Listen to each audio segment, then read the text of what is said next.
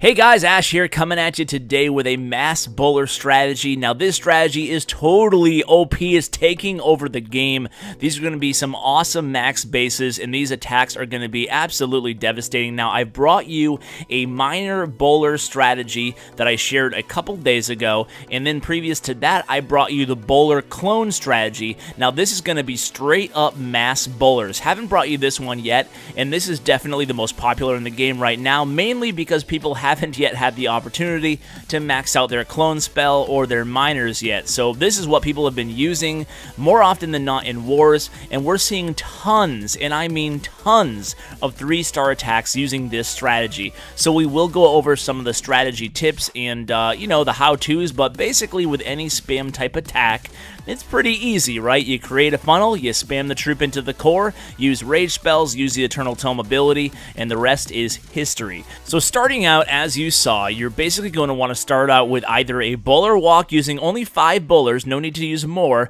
or your queen, and you have 3 rage spells, so you can definitely liberally use those rage spells to keep your queen or your bowlers alive. Obviously, in an ideal scenario, you'd like to use 2 rage spells in the core of the base. It's really going to help out, especially with the synergy of the Eternal Tome ability and the rage spell. You're totally going to do some heavy damage in the core of the base using these bowlers. So between the bowler mechanic being changed, that they get into their throws much faster, and the fact that their housing space has been reduced, it really lends itself to the viability of these mass bowler attacks. So let's talk a little bit about the army and the spell composition here. Now I said that I actually prefer the clone spell and 2 jumps and 1 rage on my attacks, but because most of you probably don't have maxed out clone spell yet, I tend to go with this comp that you saw here, used by none other than Michael Jordan.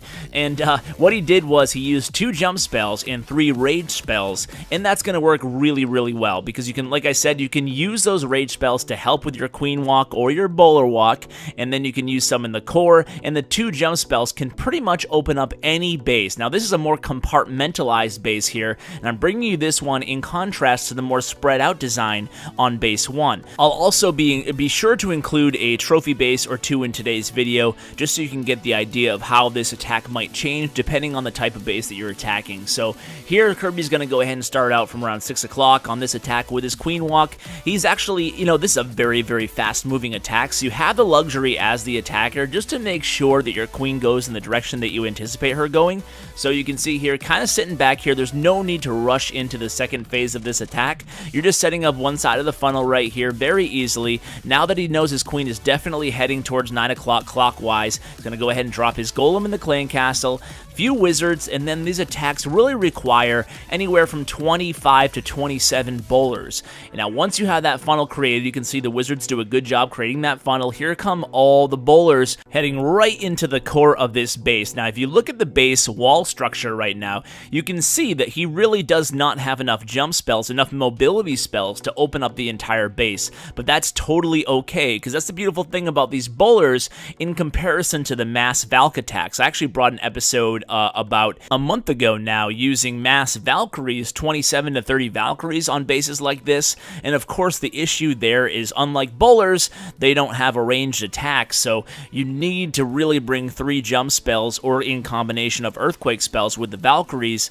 and that really ends up taking a lot of your spell slots. And even with the 3 or 4 spells, sometimes you do have to bring, or 3 or 4 jump spells, sometimes you do still have to bring back end hogs or something, because the Valks can get stuck on the walls. With these bowlers, they attack right over the walls, and that's the beautiful thing about the mass bowlers attack. They don't do as much DPS, but certainly we can get them into the core of the base under a rage spell. They do a heck of a lot of damage. And moving on here, you can see Kirby's attacking my village now with his mass bowler attack, and he's going to start out with a bowler walk instead of a queen walk, and you're going to see how these bowlers will merge very nicely into the main army here. So doing a little bit of work here. Like I said, a very fast moving attack. Bowlers make quick work of bases, so you don't have to be worried worried as much about time as you do compared to, say, a queen walk with a multi-phase attack, so like a go-ho type attack where you have a back-end hogs or loons or whatever you're using on the back end as well. These actually work much quicker here. So against a base like this with a Town Hall in the core, kind of a ring, funky AI base, what you want to do with these bowler attacks is you totally ignore the core of the base, right? So what Kirby did here, he only brought one jump spell just to get through that perimeter wall, and then the bowlers are so strong when used in such a mass quantity like this that they actually make their way all around the base, and I'll tell you what, guys, almost none of these bowlers die. It's really incredible. This really goes to show you, this attack in particular, just how strong the bowlers are when used in masses of 25 plus now. So he uses a freeze spell instead of that second jump spell. He's able to freeze that second Inferno Tower by a little bit more time. You can see the healers still all locked on to that huge group of bowlers.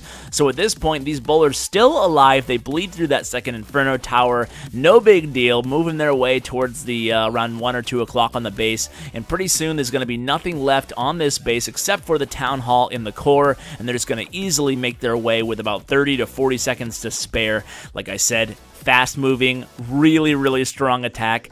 I don't know if, you know what, a lot of people will probably say, hey, you know, Ash, Supercell is just going to go ahead and nerf these bowlers now. Now that they're so powerful, they're going to be nerfed. But you know what, they did not do that with Valkyries, so I'm not so sure that's the direction they will go with bowlers. Maybe they just like having bowlers be this viable in the game right now. So we're going to go ahead and move on to the last replay of today's episode. Again, a strong anti-3 setup here, this time Slugger Viking attacking it, and it's, again, starting out with a Queen Walk. You do want to start out with a Queen Walk or a Bowler Walk just to get that side of the funnel established, and then you can use your Golem and the Wizards or Bowlers to establish the other side of the funnel. Obviously, creating a funnel is paramount in these attacks. If you don't do that, then you might as well kiss your chances at a 3-star goodbye, certainly, and it might even be difficult to pull off a 2-star.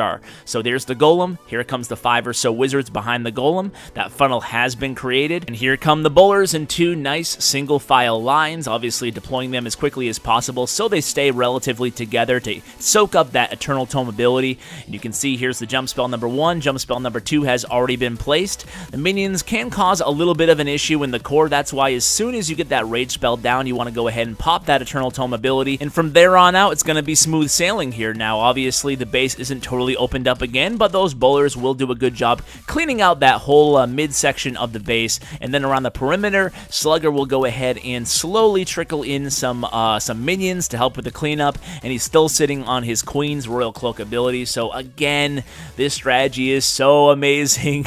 I really love it. If you guys want to see more mass bowler type attacks, I am actually looking for Town Hall 10 mass bowler replays, but I'm in a strange situation with my alliance. We have 8 clans, but for whatever reason, they tend to be all either max Town Hall 11 or max Town Hall 9, and I have a tricky time getting a hold of really nice Town Hall 10 replays. So if you have a nice bowler walk replay as a Town Hall 10, I would love to record it and check it out and come visit your clan. So just let me know in the comments below. Just make sure it's against a max base with a full clan castle. Guys, thank you so much for watching. Really appreciate it, and as always, take care, guys.